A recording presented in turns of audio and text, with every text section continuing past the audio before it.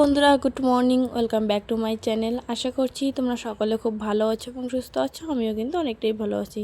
চলে আসলাম নতুন একটা ইন্টারেস্টিং ব্লগ ভিডিও নিয়ে। আর আজকের ব্লগটা কিন্তু একদম অন্য রকমের, যেহেতু পুজো, এই ভিডিওটা একদম পুজোর।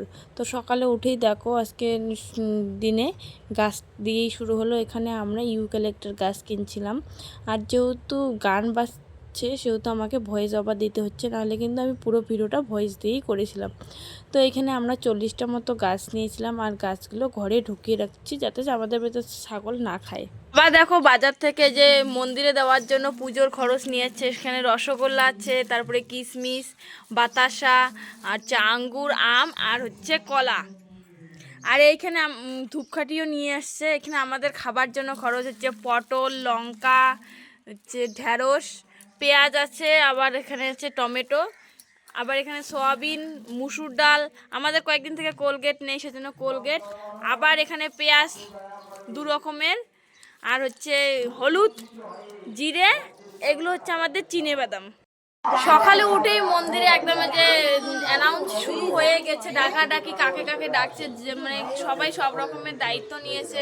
কে ওইদিকে আমার বোন যে মালা কাটতেছে, দেখো অনেক কাজই এখনো বাকি আছে, কেউ কোনো কাজে হাত দেয়নি। সকালে উঠে আমার 2 ছেলেকে নিয়ে আমরা সবাই ব্যস্ত হয়ে যাচ্ছি। বাড়িতে যেহেতু আজকে পুজো, বাড়িতে কিন্তু একদম রান্না বান্না বন্ধই থাকে। তো তবুও আমি কিন্তু আজকে রান্না করব, যেহেতু আমার উপোস করা একদমই সম্ভব না। তো সেই জন্য কয়েকটা এখানে টমেটো বের করে নিচ্ছি, আর টমেটোটাই কাটতেছি। আমার মাকে ওইদিকে বললাম যে আমাকে আটাটা মেখে দাও, তারপর কিন্তু বললাম না না টমেটোটা কেটে দেই, টমেটোটা একটু চাটনি করে দাও, এদিকে আমি আটাটা মাখবো। তো ওই জন্যই কিন্তু টমেটোটা মাখে কেটে দিচ্ছিলাম। সবাই যাচ্ছে মন্দিরে, আর আমি এখনও কাজে ব্যস্ত। এখানে টমেটোর চাটনি রান্না করতেছি, তারপর রুটি বানাবো। কারণ আমার পক্ষে উপোস করা সম্ভব না, এখনই প্রচুর খিদে পেয়ে গেছে, সেই জন্য আর কি রুটি খাবো। রুটি খাওয়ার পর পুষ্পাঞ্জলি নেওয়া অবশ্যই যায়।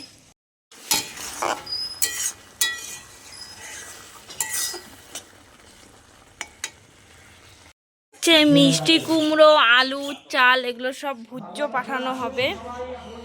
মা আগে কিন্তু ওই যে চাল, কুমড়ো, আলু ওগুলো দিয়ে এসেছে, তারপর এসে পুজোর খরচগুলো পুজোতে যেগুলো আমরা দিব প্রসাদ স্বরূপ, ওগুলো নিয়ে যাচ্ছে। তার মধ্যে বোন আমার একটা বড় মালাও গেঁথেছে আর কি। তো সেই মালাটাও নিয়ে এসে দেখো, মালাটা কিন্তু একদম গাঁদা ফুলের মতো করে বানাইছিল, এতটা সুন্দর হয়েছে। আর প্রসাদের মধ্যে তো আমি দেখিয়েছিলাম যে আমাদের পুজোর জন্য কি কি নিয়ে এসেছে, ওগুলোই আর কি নিয়ে গেল। তারপর কিন্তু মা বাড়িতে আবার এসেছে, যেহেতু পুজো হতে অনেকটাই লেট আছে, পুজো শুরু হয়েছে, তারপর পাঁচালি পড়বে, সেই জন্য কিন্তু মা এখানে এসেছিল। আর আজকের দিনটা কিন্তু একাদশী, সেই জন্য দেখো এখানে তরমুজ মেখে খাওয়াচ্ছে। এটা যেহেতু ফল, তো পুজোর আগে কিন্তু ফল অবশ্যই খাওয়া যায়, আমরা যেটা জানি।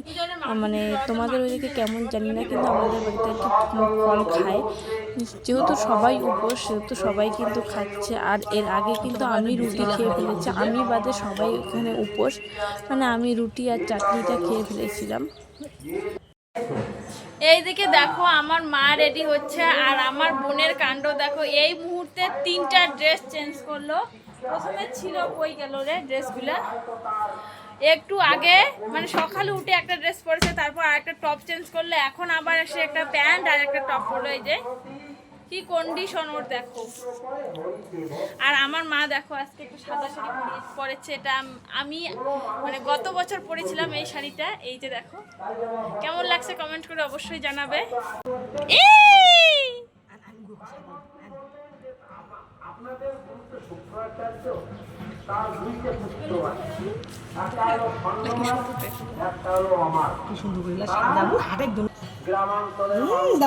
কি সুন্দর দেখা যায়।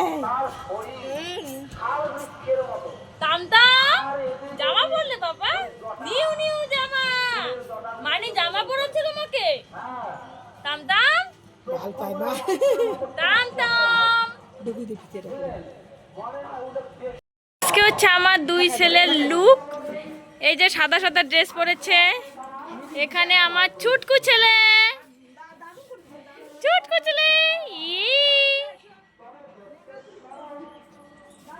ওরা এখন যাবে, নিয়ে যাবো। বর্তমানে আরো বমি করবে নিজে তখন পুলিশ কে রাখেন ছোট্ট না নেত্রা হাতে নেও ঢাকার নেত্রা রাখ না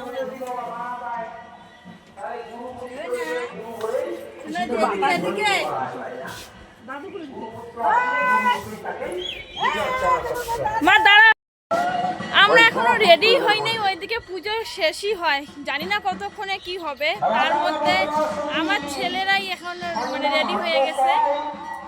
অবশ্য সুশিক্ষা পাইবে তোমারও তনায় থাকি পরের গ্লানি শ্রবণ করা এবং মুখিয়ে বলা, এটা হলো মহাপাপ।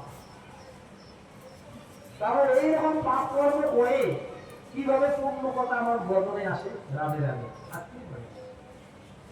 আসতে পারে না। তাই কি হলো বন্ধুরা, এখন আমি দেখো রেডি হয়ে গেছি আর যাচ্ছি একটু মন্দিরের দিকে। তো চলো মন্দিরে কি কি হয় সবটাই তোমাদেরকে দেখাবো। আর একটু বেশি পরে মনে হয়তো সাজগোজ করেছি, কি রোদ আজকে। আমার ভাগ্য আগামী দিনে হবে কি হবে না, আমরা থাকবো কি থাকবো না বলতে পারি না। তবুও নারায়ণ বাবার চরণে আমরা পুষ্পাঞ্জলি নিবেদন করে বলবো, হে প্রভু আমি যাতে এক খেয়ে ভক্ত রাধে রাধে একটু যখন ভয় নিয়ে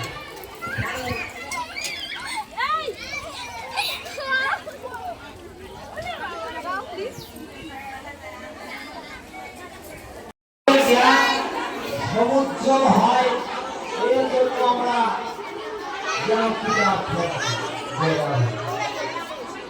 বাবা মায়ের কাছে অনুরোধ, আপনারা গন্ডগোল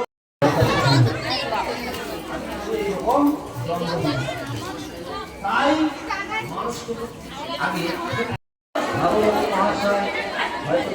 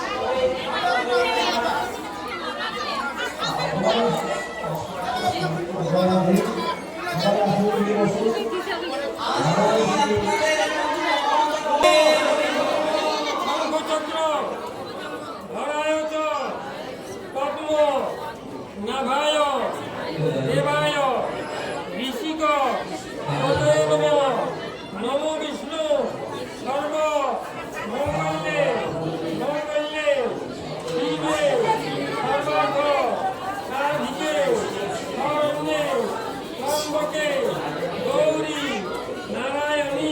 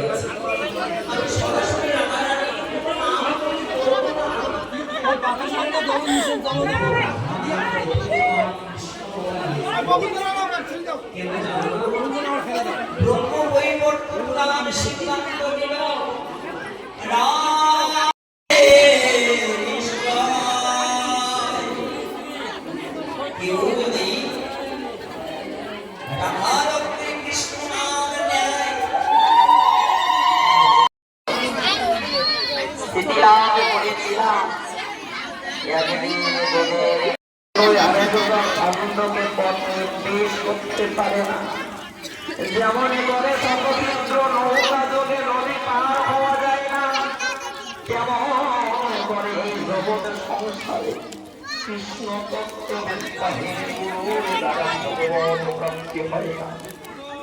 এই জন্য গুরু বলতে হবে, যেমন আমার আমাদের গোবিন্দের কাছে যাওয়ার পথে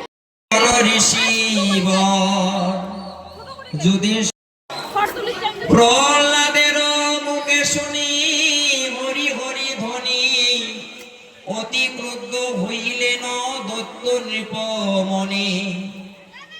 কষ্ট তোমাকে ভোগ করতে হবে, তোমার যন্ত্রণা তোমাকে ভোগ করতে হবে। এখন হচ্ছে এই ড্রেসটা পরবো, সেদিন নিয়ে আসছিলাম। মানুষ হয়েও পশুর মতো জীবন পালন করে আবার 84 হাজারে যাবে। যারা মা যশোদার নাম তারা তারা তারা দুভাই এসেছে রে, যারা আপনাকে দে জগৎ কাদায়, যারা মার খেয়েও প্রেম যাচ্ছে, যারা ঝরে তারা তারা দুভাই এসেছে রে, যারা তোজের কানায় ভরা ছিল, যারা জীবের দুঃখে গলে গেল তারা তারা দুভাই এসেছে রে, যাদের হরি বলতে নয়ন ঝরে তারা তারা দুভাই এসেছে রে। ভগবতী মহাশয় কোচবিহার তুফানগঞ্জ হইতে আগত পরম বৈষ্ণব চূড়ামণি মাননীয় প্রশান্ত কুমার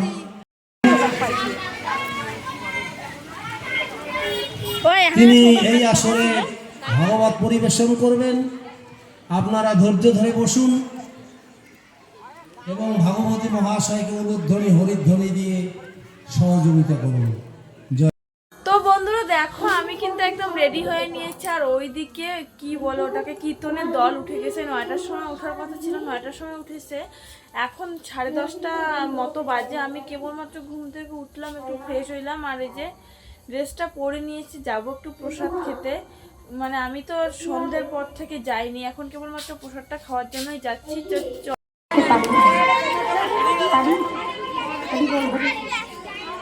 আমাদের প্রত্যেকটা ইন্দ্রিয়কে সংসারের জন্য, সংসারের করণের জন্য। কিন্তু মা একটিবার ভেবে দেখুন, প্রতি বছর নানান বছর বাসে বানাইলে না হয় কিছু দেয়।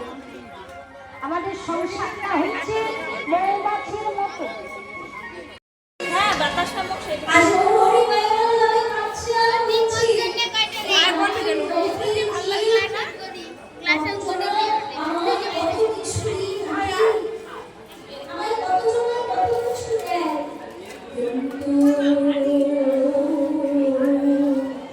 বাতাসা চুরি করলাম, আমরা খিচুড়ি দিয়ে খাবো। এই মোর তরফ থেকে দে দে।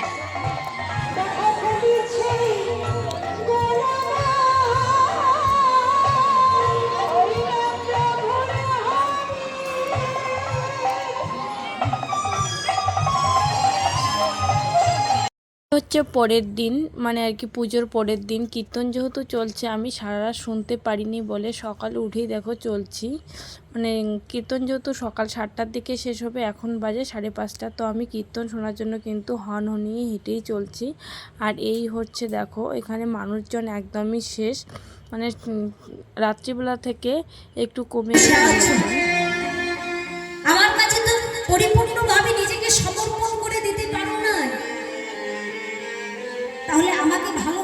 কি করে? এই যে ভগবান বলছে অমনি ব্রজ গোপীদের জ্ঞান চক্ষুটা খুলে দিল। আমি তোমাদের সকলের মনের বাসনা পূর্ণ করব। ভগবান কথা দিলেন। আর আজ সেই শরৎ পূর্ণিমার অজল ভগবান গোষ্ঠী গিয়েছে, গোষ্ঠ হতে মায়ের কাছে ফিরেছে। আর ফিরে এসে মা আমার গোপালকে কোলে নিয়ে বলছে, রে গোপাল, না জানি বনি কত খেলা খেলেছিস এবং সেবন তন্ন তন্ন করে ঘুরেছিস, অনেক ক্লান্ত, তাই বাবা আর দেরি করিস না। কিন্তু আমি আমার ছেলেকে নিয়ে যেতে পারিনি। এখন একটু 6:30 মতো বাজে। আমি আমার কিন্তু ছেলেকে ঘুম থেকে জেগে নিয়ে যাচ্ছি।